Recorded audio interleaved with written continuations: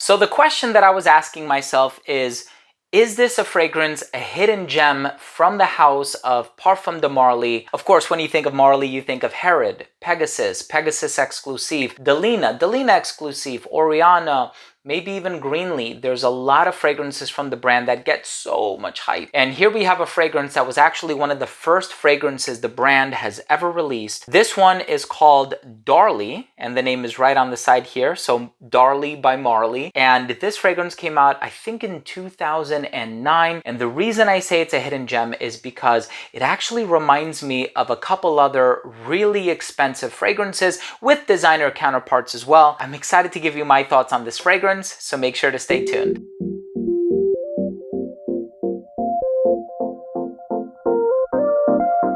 Now, before I begin today's video and I tell you all about Darley by Parfums de Marly, and I let you know what I think about this fragrance, if I consider it to be a hidden gem, what kind of people I think would really enjoy this fragrance, so on and so forth, I do want to start things off by saying that if you're a fan of fragrance-related content, please do consider supporting the channel by subscribing to it. Hit that bell icon so you could be notified whenever I do upload these daily videos. And make sure to give this video a thumbs up if you learned something today. If you found out about a fragrance that maybe you were not previously aware of, or if you just took something of value from today's episode, it would really mean a lot to me. Hit that thumbs up. So here we have a fragrance called Darley.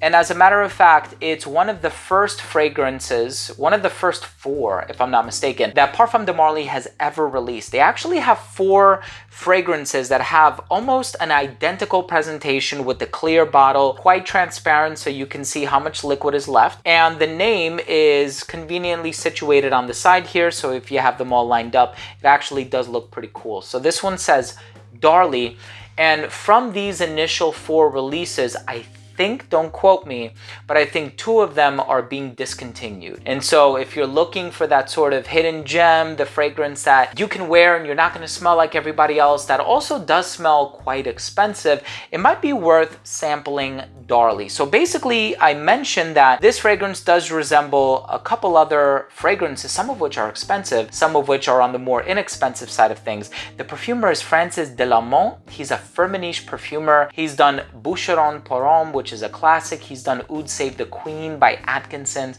Like, if you look up the scents that he's done a lot of really impressive fragrances. And here we have a scent that kind of reminds me of a cross between Le Male by Jean Paul Gaultier, or for some, they can, pick the niche version, Reflection for Men by Amouage, and also Original Santal by Creed.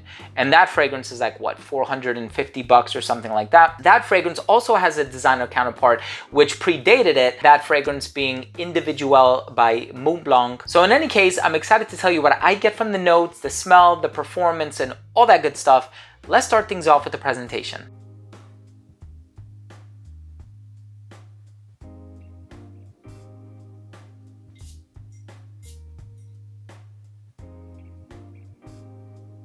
So right in the opening of this fragrance, you have this natural smelling lavender, but there's a sweet quality about it as well. So there's no vanilla in here, at least not what's revealed in the note breakdown, but there is tonka bean and sandalwood. So the sandalwood in and of itself can be kind of sweet, kind of creamy. It can have a smooth quality, and it does sort of convey that in this particular fragrance. I've spent a bit of time wearing it, and I actually smelled this back in 2011 or something like that. I remember visiting Oswald in New York, and it was one of the original fragrances that they carried by Marly, because at the time they didn't have as extensive of a catalog of releases as they do today in 2022.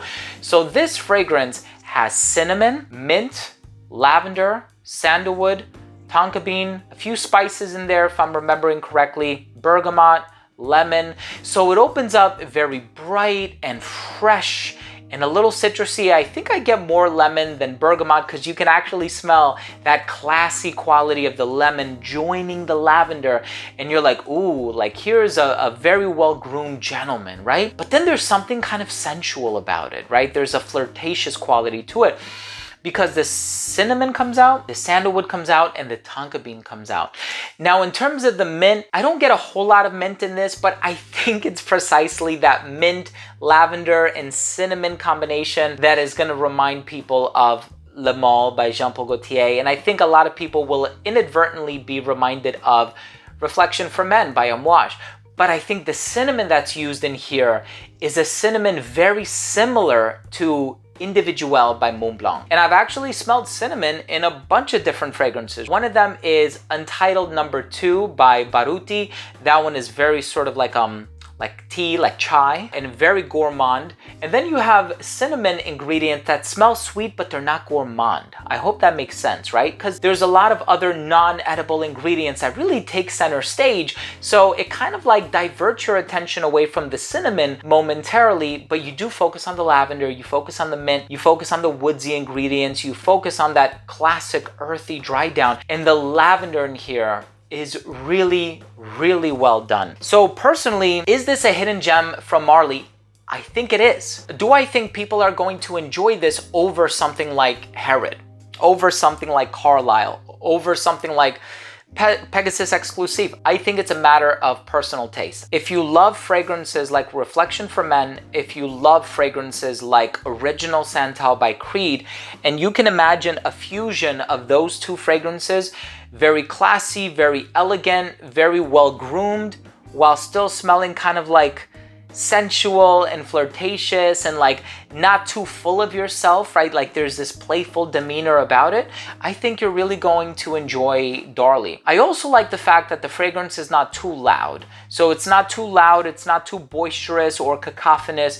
You're not gonna put on 2 sprays and it like projects like a mile away. That's not what you're gonna get from this. It's very like elegant, very empathetic, very understated, but it will still get you noticed. So that's something that's always been, you know, a constant with Marly. Their fragrances actually do give off very, very good performance. I don't know if you're gonna get the same performance with this as you would from something like a Castor or Hamdani. Those fragrances last for days, it seems. So this one is gonna be probably a little closer to the skin, but still enough to get you noticed. And the few times that I've worn this one, and like I said, I've smelled this one for the first time well over 10 years ago. The few times that I've worn it, I've gotten noticed. I don't know if it has a compliment factor per se of something like a Pegasus Exclusive, of something like a Sedley, or something like some of the sweeter offerings, or Percival is the most complimented fragrance from the brand, but Darley does do pretty well. And I think in many ways, because of that connection to Le Male by Jean Paul Gaultier, it'll trigger a little bit of nostalgia. So I think that if you're somebody who's like, man, I've always found Le Male to be sexy, right? It's a great fragrance, makes me feel confident. I think you're gonna get something like that and then some with Darley. So I'm hoping I know it's been reviewed a few times, but I know sometimes we need that friendly reminder. So I'm hoping I can kind of sort of not put it on the map, but wipe the dust off the map a little bit so that it gains a little bit of visibility again, because I think it's a solid fragrance. And I'm going to make an effort, a conscious effort, to wear this a lot more in the months to come, because I also find it to be very versatile. Let's go ahead and finish things off with my overall assessment. Now, first up, in terms of the uniqueness and the overall smell, well, I kind of compared it to a few other fragrances. Le Male by Jean Paul Gaultier, which of course, you know, preceded this one by a few years.